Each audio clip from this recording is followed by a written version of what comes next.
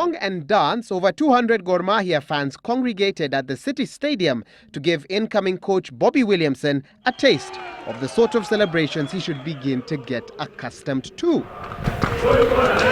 The Kogalo faithful have good reason to celebrate because the man they have just hired succeeded in bagging the 2011 Sekafa Cup with the Uganda Cranes, also improving their FIFA rankings and almost qualifying for the 2010 and 2013 Africa Cup of Nations finals.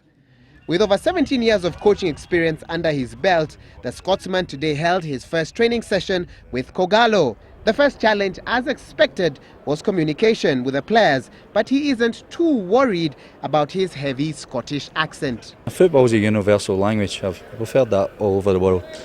Now, if I can work in Uganda, I think I can work anywhere. The tactician has followed Gor Mahia's games in the past, but for a different reason. Watched a few games because Dan Serenkuma was in my thoughts for the national team Uganda. So I've seen a few Dan's games on TV. A soft-spoken Williamson is very certain on what he hopes to achieve both in the short and long term. Win the next game, that's always the case. Any football managers win the game and then look to the next one.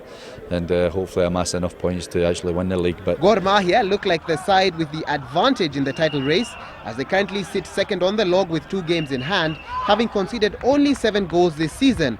Unfortunately, they've only scored 11 goals since February, which pales in comparison to KCB's 22 goals. That was the same problem in Uganda. Everywhere you go in the world, there's always a problem with scoring goals. So I said, we'll continue to work on that. I believe the players we've got here can score goals, but we'll be working in all aspects of the game.